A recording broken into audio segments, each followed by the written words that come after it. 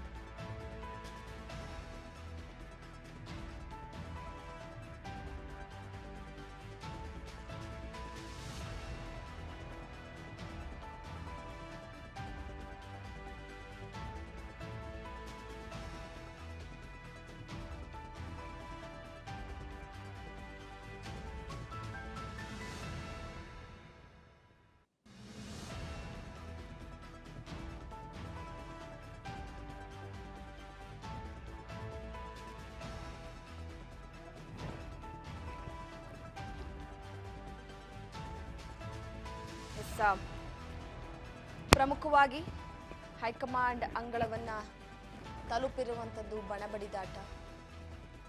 ಒಬ್ಬರ ಮೇಲೊಬ್ಬರಿಂದ ದೆಹಲಿ ನಾಯಕರಿಗೆ ದೂರನ್ನ ಕೊಡಲಾಗ್ತಾ ಇದೆ. ಬದಲಾವಣೆ ವಿಚಾರ ಮುನ್ನೆಲೆಗೆ ಬರದಂತೆ ಒತ್ತಾಯವನ್ನ ಮಾಡಲಾಗ್ತಾ ಇರುವಂಥದ್ದು. ಪೂರ್ಣಾವಧಿಯ ಸಿಎಂ ಸಿದ್ದರಾಮಯ್ಯನವರೇ ಆಗಿರಬೇಕು ಅನ್ನುವಂಥ ಒತ್ತಾಯವನ್ನ ಹೈಕಮಾಂಡ್ ನಾಯಕರ ಮುಂದೆ ಇಟ್ಟಿದ್ದಾರೆ. ಇತ್ತ ಅಧ್ಯಕ್ಷರ ಬದಲಾವಣೆಯ ಬಗ್ಗೆ ಡಿಕೆ ಶಿವಕುಮಾರ್ ಅವರ ಸಹೋದರ ಡಿಕೆ ಸುರೇಶ್ ಅವರು ಕೂಡ ಮಲ್ಲಿಕಾರ್ಜುನ ಖರ್ಗೆ ಅವರನ್ನ ಭೇಟಿ ಮಾಡಿದ್ದಾರೆ.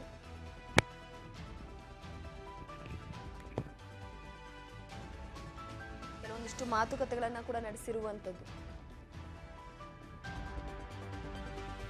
ಆಡಳಿತಾರೂಢ ಕಾಂಗ್ರೆಸ್ನಲ್ಲಿ ಬಡಬಡಿದಾಟ ಮತ್ತಷ್ಟು ಜೋರಾಗಿದೆ.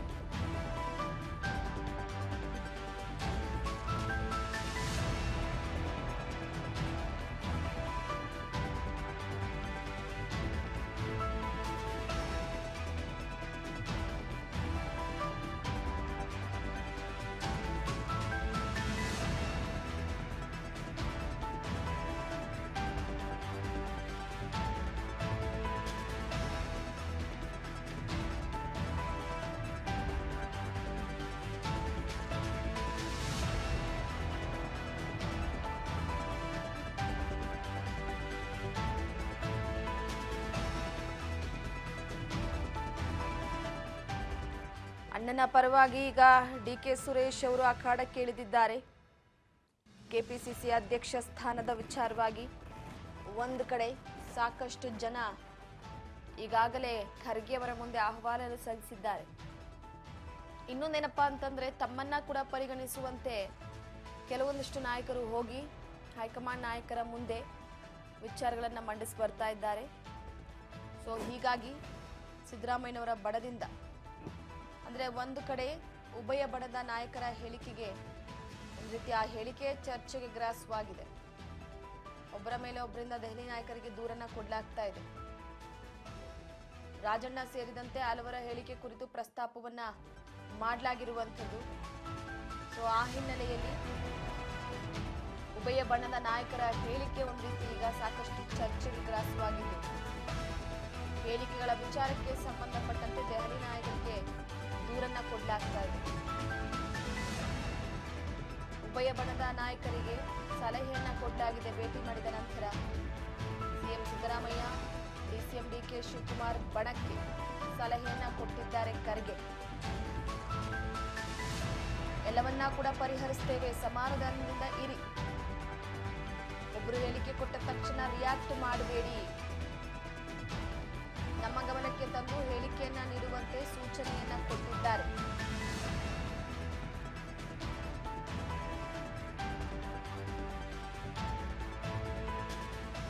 ಖರ್ಗೆ ಕೆಲವೊಂದಿಷ್ಟು ವಿಚಾರವಾಗಿ ಸೂಕ್ಷ್ಮವಾಗಿ ಉತ್ತರವನ್ನ ಕೊಡ್ತಿದ್ದಾರೆ. ಸಿಎಂ ಸಿದ್ದರಾಮಯ್ಯನವರ ಬಣ ಹಾಗೆ ಡಿಸಿಎಂ ಡಿಕೆ ಶಿವಕುಮಾರ್ ಅವರ ಬಣಕ್ಕೆ ಸಲಹೆಯನ್ನ ಕೊಟ್ಟಿದ್ದಾರೆ. ಎಲ್ಲವನ್ನ ಕೂಡ ಪರಿಹಾರ ಮಾಡ್ತೀವಿ, ಆದ್ರೆ ಸ್ವಲ್ಪ ಸಮಾಧಾನದಿಂದ ಇರಿ. ಒಬ್ರು ಹೇಳಿಕೆ ಕೊಟ್ಟ ತಕ್ಷಣ ಇನ್ನೊಬ್ರು ರಿಯಾಕ್ಟ್ ಮಾಡಬೇಡಿ, ಅದು ಮತ್ತಷ್ಟು ಸಂಘರ್ಷಕ್ಕೆ ಕಾರಣವಾಗುತ್ತೆ. ನಮ್ಮ ಗಮನಕ್ಕೆ ತಂದು ಹೇಳಿಕೆ ಕೊಡಿ ಅನ್ನುವ ಮುಖಾಂತರವಾಗಿ ಸೂಚನೆಯನ್ನ ಕೊಟ್ಟಿದ್ದಾರೆ.